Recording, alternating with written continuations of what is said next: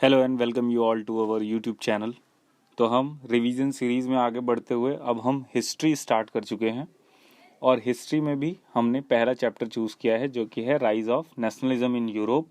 और ये video start करने से पहले मैं आपको बताना चाहूँगा कि आप ये वाली जो डार्क रियलिटी वाली वीडियो थी ये वीडियो ज़रूर देखें। इसमें हिस्ट्री को कैसे याद करना है या फिर हिस्ट्री को हम कैसे मेमोराइज कर सकते हैं उसके लिए मैंने कुछ बेसिक टिप्स या फिर जो फॉलो करना है वो मैंने दिया है, वो देख लेना। और इसमें कुछ बहुत इम्पॉर्टेंट इश्यूज पे भी बात की हुई है।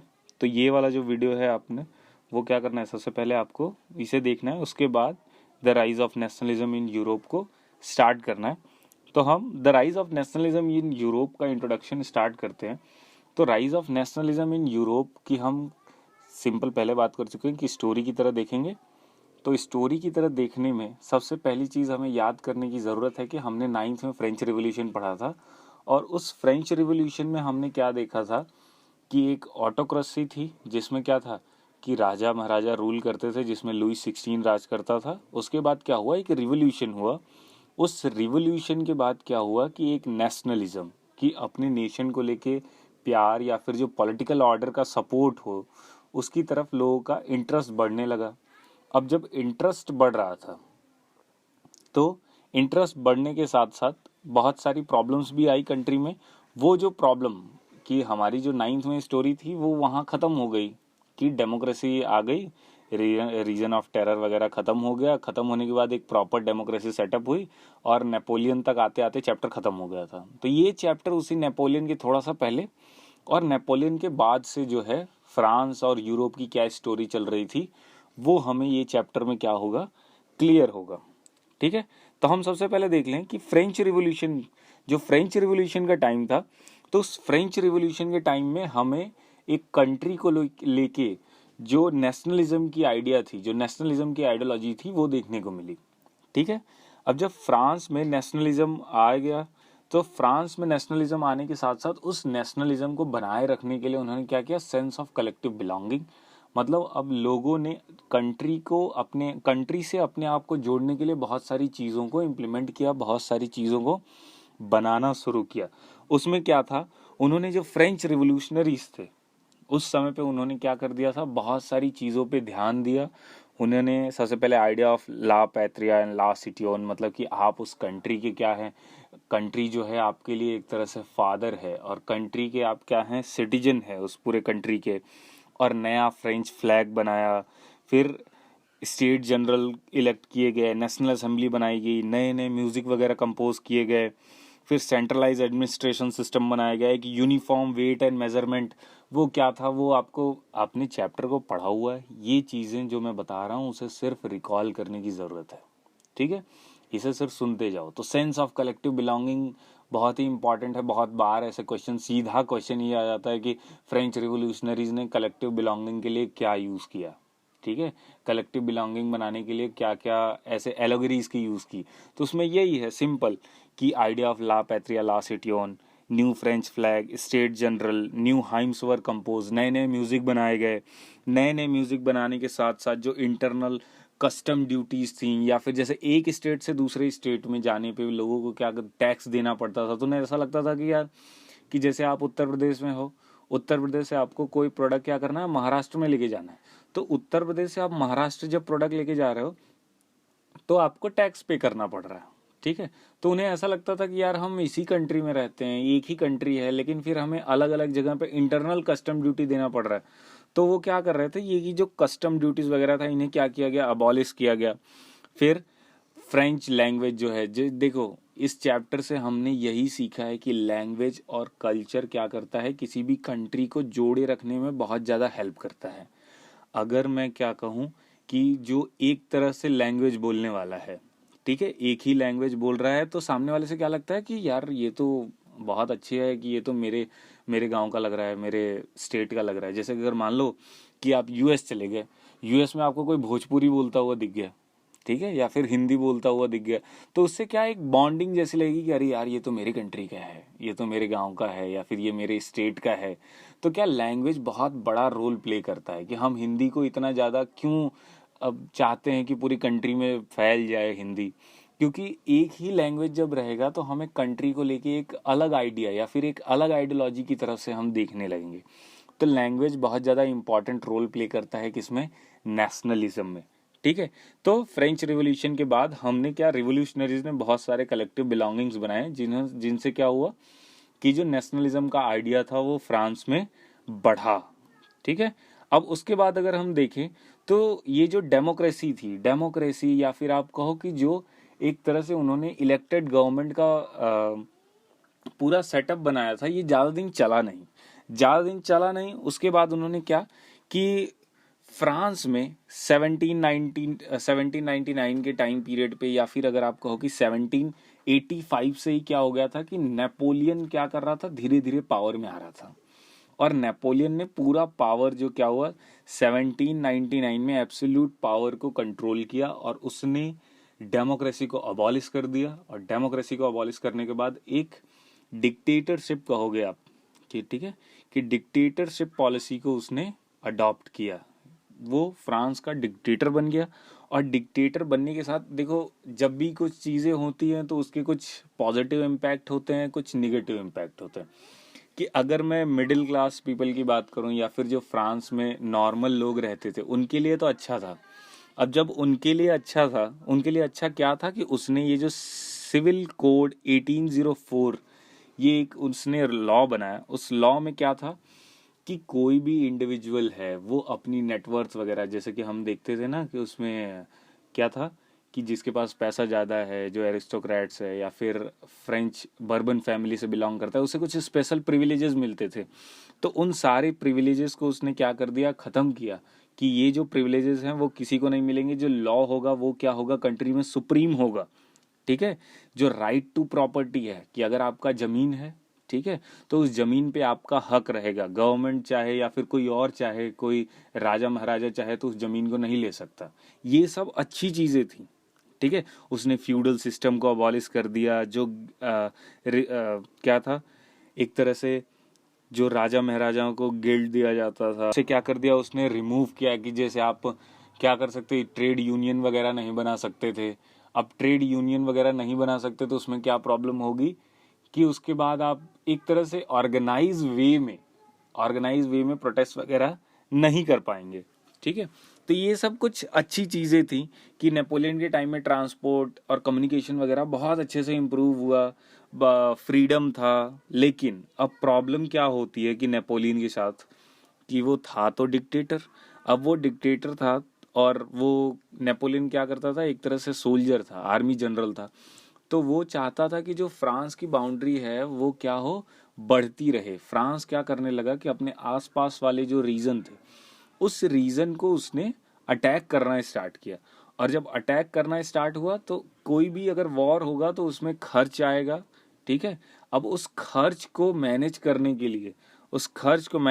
लिए उसने क्या किया, इनकम टैक्स बढ़ा दिया। अब अगर कुछ आप काम करोगे तो उस काम को लेके क्या होगा, कुछ लोग क्रिटिसाइज करेंगे। जब क्रिटिसाइज करेंगे तो उसने क्या कर दिया, सेंसरशिप लगा दिया।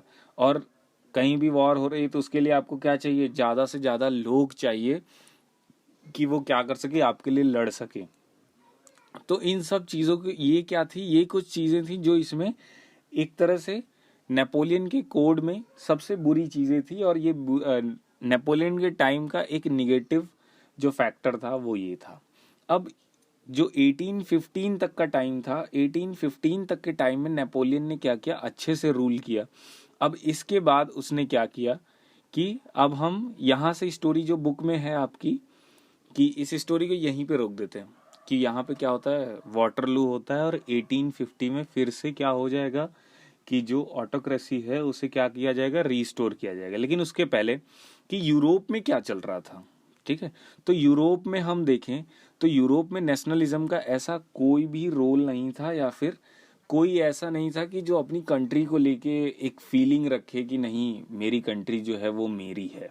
ठीक है, तो ये सब जो प्रॉब्लम थी वो यूरोप में अभी भी थी। कोई कॉमन आइडेंटिटी नहीं थी, लोग एक दूसरे से अपने आप को जुड़ा नहीं समझते थे। उन्हें ऐसा लगता था कि ये एक जगह है, चाहे ऑटोक्रेसी हो, ये राजा हो वो राजा हो, हमें कोई मतलब नहीं है, हम तो वैसे भी प्रॉब्लम में जी रहे हैं और आगे भी प्रॉब्लम में जीते रहेंगे। तो उन्हें कंट्री को लेके एक तरह से किसी भी तरह का कोई लगाव नहीं था, क्योंकि लगभग लोग क्या अलग अलग लैंग्वेज बोलते थे, ठीक है, और उनका कल्चर एक सेम कल्चर नहीं था। सेम कल्चर होने की वजह से एक दूसरे से वो क्या बिल्कुल अलग थलग फील करते थे, ठीक है।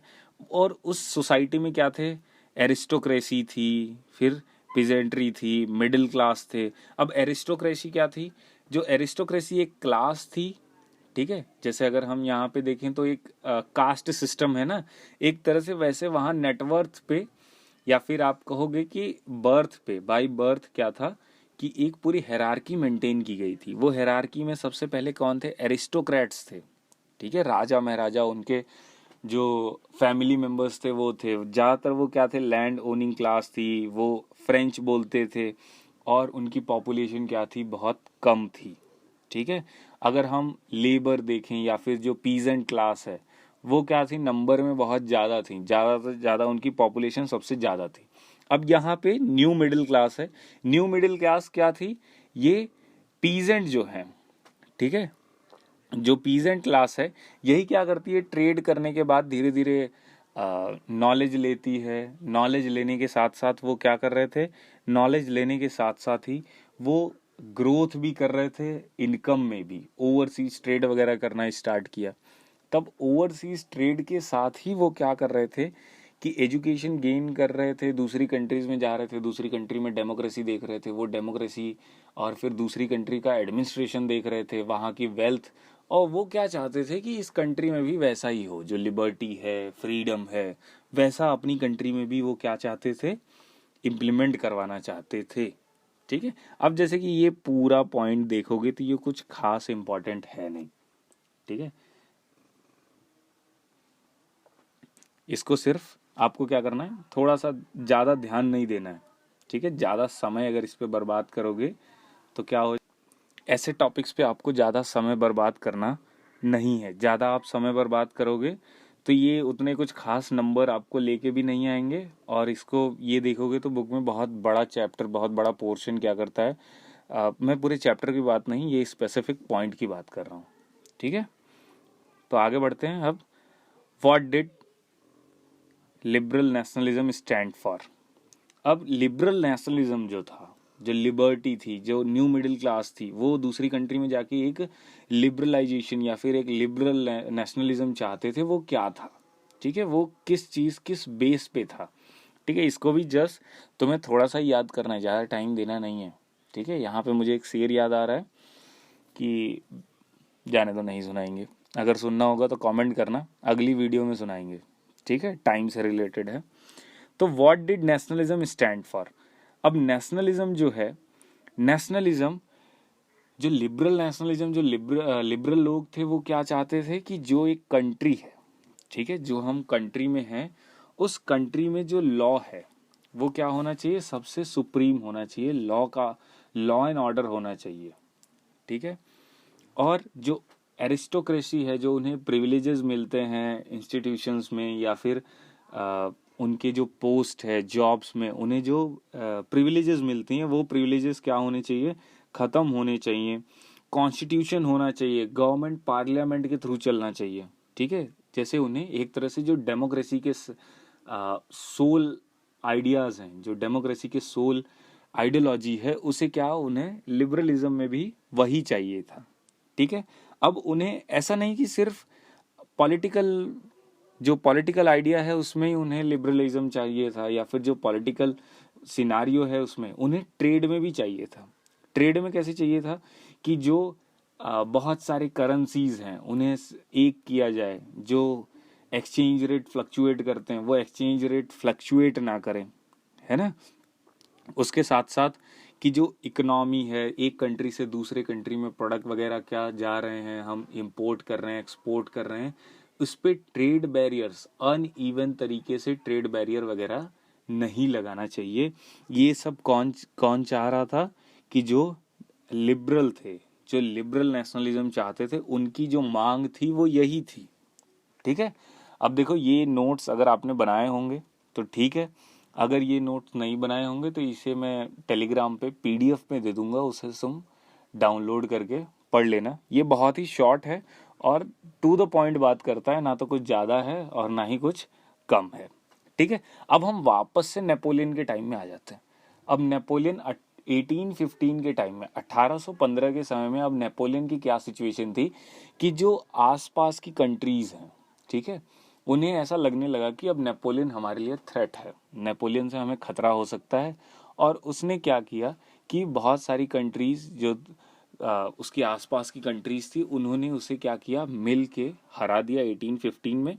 और 1815 में जब वो हार गया, उस वॉर का नाम क्या था, वाटरलू। वाटरलू वॉर में जब हार गया, तो नेपोलियन के हारने के बाद न्यू कंजर्वेटिज्म, कंजर्वेटिज्म मतलब पुरानी ख्याल या फिर पुराने सोच वाले, ठीक है, आपको लगता है ना कि आपके पेरेंट्स क्या हैं, कंजर्वेटिव हैं, तो कंजर्वेटिव का मतलब पुराना सोच। पुराने सोच में कौन आएगा, किंग आएंगे, क्वींस आएंगी। तो अब क्या है कि जो पुरानी आइडियोलॉजी थी, जो पुरानी सोच थी, उस पुरानी सोच को फिर से क्या कर दिया गया, इम्प्लीमेंट कर दिया गया। ठीक है, और अब पुरानी सोच को इम्प्लीमेंट किया तो राजा कौन बना, लुई फिलिप। अब लुई फिलिप ने 1815 में जो ट्रीटी ऑफ वियना हुई, तो उस ट्रीटी ऑफ वियना में सबसे पहला पॉइंट था कि जो बर्बन डायनेस्टी लुई 16 की जो डायनेस्टी थी, वो जो फ्रांस से हट गई है, उसे क्या कर दिया जाए, फिर से रीस्टोर कर दिया जाए। और जो उसके राजा महाराजा जो बचे हैं, जो फैमिली मेंबर वाले हैं, वो फिर से क्या करें, इसके ऊपर रूल करें। तो पहला पॉइंट क्या ही है कि बर्बन डायनेस्टी को क्या कर दिया जाए, रीस्टोर कर दिया जाए। और जो नेपोलियन ने फ्रांस की बाउंड्रीज को एक्सटेंड की है, बढ़ाई है, उस फ्रांस की बाउंड्रीज को क्या कर दिया जाए कि लिमिट कर दिया जाए, उसकी बाउंड्रीज को फिक्स कर दिया जाए, ताकि वो क्या करे, अपनी बाउंड्री को और ज़्यादा एक्सटेंड ना कर सके। ठीक है, जो जर्मन कन्फेडरेशन था, जो वो उसने क्या किया कि अनटच रह गया। नेपोलियन ने उसे इन्वेड तो किया, लेकिन उस पर क्या किया, उसे ठीक तरह से यूज़ नहीं कर पाया, उसे जैसे वो चाहता था, जिस आइडिया से उसने इन्वेड किया था, उसे फ्रांस में मिल नहीं पाया। तो उसने क्या किया, जो 1815 ट्रीटी थी, उस ट्रीटी ने जर्मनी को बिल्कुल अलग ही कर दिया फ्रांस से। और वो क्या कि अब फ्रांस उस पर ना ही कोई अपना कोई भी ओनरशिप उसके ऊपर क्या कर सकता है, आप कह सकते हो उसे कि अब वो उसे मांग नहीं सकता या फिर उसके ऊपर कोई हक नहीं जता सकता। ठीक है, ये सब चीज़ें हो रही थी। अब नेपोलियन को हटा दिया गया। नेपोलियन के हटाने के बाद लुई 16 फिर से क्या हो गया, फिर से लुई 16 ही बार बार आ रहा है, पता नहीं क्यों। लुई फिलिप की जो फैमिली थी उस समय, उसने क्या कर दिया, वापस से अपनी पोजीशन को होल्ड कर लिया। फिर से क्या हो गया, फ्रांस में एरिस्टोक्रेसी आ गई, या फिर कहोगे कि जो राजा महाराजा थे, उन्होंने अपनी सीट को फिर से यहाँ पे बचा लिया। अब उसके बाद अगर हम देखें तो रिवोल्यूशनरीज, अब बहुत सारे ऐसे रिवोल्यूशनरीज हुए, ठीक है, जो क्या चाहते थे कि जो वियना कांग्रेस या फिर जो वियना ट्रीटी हुई थी, बर्बन डायनेस्टी जो रीस्टोर हुई, अब अगर किसी को आप क्या कर दो, पहले कुछ अच्छा अच्छा खिला दो। ठीक है, अगर मैं कहूँ कि तुम ही जो वीडियो देख रहे हो, तुम्हें क्या कर दिया मैंने कि तुम्हें बहुत सारा मलाई खिलाया, दूध के ऊपर से मलाई रोज़ सुबह शाम तुम्हें दिए जा रहा हूँ।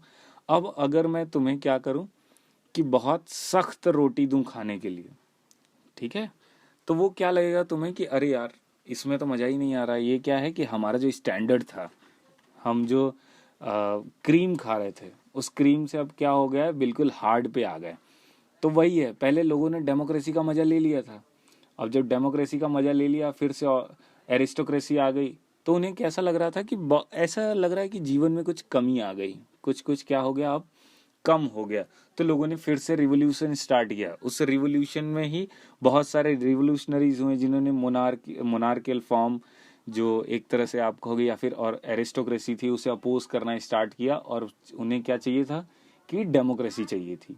अब वो डेमोक्रेसी के लिए वो क्या करने लगे, डिमांड करने लगे। उसमें से फेमस जो रिवोल्यूशनरीज थे वो कौन से, गुजीपी मजीनी। ठीक है, गुजीपी मजीनी कौन थे कि बहुत ही फेमस रिवोल्यूशनरीज थे। उन्होंने वो 1807 में बॉर्न हुए थे, और बॉर्न होने के बाद ही उन्हें ट्रीजन के केस में, मतलब देशद्रोह के केस में देश से निकाल दिया गया था। तो उन्होंने देश से निकलने के साथ साथ बहुत सारे ऐसे ग्रुप्स बनाए जो यूरोप में नेशनलिज्म फैलाए, या फिर यूरोप में रिवोल्यूशन करती रहे। ठीक है, यहाँ तक क्लियर है। तो गुजिपी मिजीनी तक क्या हो गया, खत्म हो गया। और फिर उसके बाद हमारा क्या, एज ऑफ रिवोल्यूशन स्टार्ट होता है।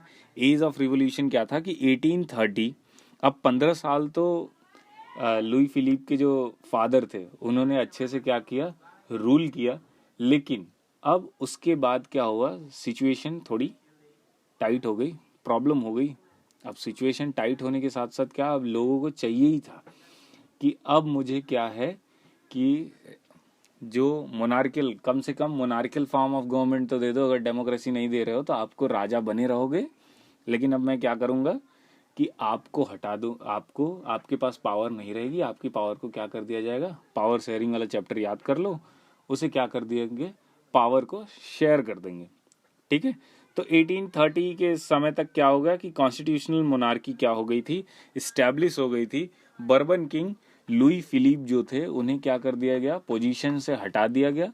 और पोजीशन से हटाने के साथ साथ उन्हें क्या किया गया, अब लुई फिलिप को याद कैसे रखोगे कि एक बहुत ही फेमस ब्रांड है आदित्य बिरला ग्रुप की जो कपड़े वगैरह बनाती है। ठीक है, उस कंपनी का नाम है लुई फिलिप। तो कपड़े से याद रखना कि 1830 का जो टाइम पीरियड था उसमें एक कपड़े की कंपनी का नाम बन गया था। कौन सा नाम, लुई फिलिप।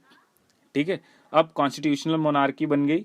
लेकिन कॉन्स्टिट्यूशनल मोनार्की बनने के साथ साथ यहाँ पे अब तुम्हें क्या चीज याद रखना होगा कि ड्यूक मैटेनिक का क्या था, एक कोड था कि when France नीजेस rest of Europe catches cold, कि फ्रांस में थोड़ा बहुत भी कुछ होता था तो उसकी वजह से क्या हो रहा था कि जो आसपास की कंट्रीज है उनमें एक तरह से रिवोल्यूशन की लहर दौड़ जाती थी, उन्हें सर्दी हो जाती थी कि नहीं यार अब मुझे भी रिवोल्यूशन तो करना ही है ना। तो अब क्या हो गया कि वहां पे एक रिवोल्यूशन की लहर दौड़ी, और रिवोल्यूशन की लहर में क्या हो गया, कौन भेंट चढ़ गया, ऑटोमन अंपायर। ठीक है, ऑटोमन अंपायर क्या हो रहा था कि ग्रीस के ऊपर रूल कर रहा था, और ग्रीस एक तरह से सिंबलाइज करता था कल्चर को। ठीक है, कि जो ओवरऑल कल्चर था यूरोप का वो पैदा ही कहाँ हुआ था, ग्रीस में। अब जब ग्रीस में पैदा हुआ था तो लोगों को ऐसा लगता था कि यार ग्रीस अगर ऑटोमन एम्पायर जो कि एक मुस्लिम रूलर्स हैं उनके अंदर में रहेगा तो क्या होगा कि हमारी जो आइडियोलॉजी है, हमारा जो कल्चर है वो एक तरह से चोरी होता या फिर कम होता दिख रहा है। तो उसके साथ साथ उन्होंने क्या किया कि ग्रीस में स्ट्रगल स्टार्ट हो गया, किसको लेकर, फ्रीडम को लेकर। अब फ्रीडम को लेके जब स्ट्रगल स्टार्ट हुआ तो बहुत सारे उसमें फिर आप देखोगे कि कल्चर रोल प्ले कर रहा है, दूसरी कंट्रीज ने उसे सपोर्ट किया। फिर उसके बाद वो क्या होता है, फाइनली 1832 में ग्रीस जो होता है वो क्या हो जाता है आपका, आज़ाद हो जाता है, किससे, ऑटोमन अंपायर से। ठीक है, आज के लिए या फिर इस सेशन में इतना ही, और अगले सेशन में हम क्या करेंगे, इसके आगे वाले पॉइंट्स करेंगे, इसके आगे वाले टॉपिक्स करेंगे, और PYQs डिस्कस करेंगे, जो प्रीवियस ईयर क्वेश्चन है उसे डिस्कस करेंगे, और जो आपके लिए इम्पॉर्टेंट हो सकता है जो इमेजेस हैं, ठीक है, उसे भी हम क्या करेंगे, डिस्कस करेंगे। तो अगला वाला जो है, अगला जो लेक्चर होगा वो भी बहुत ज़्यादा इम्पॉर्टेंट है। उसके लिए भी क्या करेंगे, चैनल को सब्सक्राइब कर लोगे। चैनल के सब्सक्राइब करने के साथ साथ अपने फ्रेंड्स के साथ जो 10th में हैं, जो रिवीजन के लिए घूम रहे हैं, रिवीजन के लिए 5 घंटे का वीडियो देख रहे हैं, उन्हें क्या करोगे, ये शॉर्ट वीडियो भेज दोगे ताकि क्या हो, उन्हें अच्छे से रिवाइज कर सके।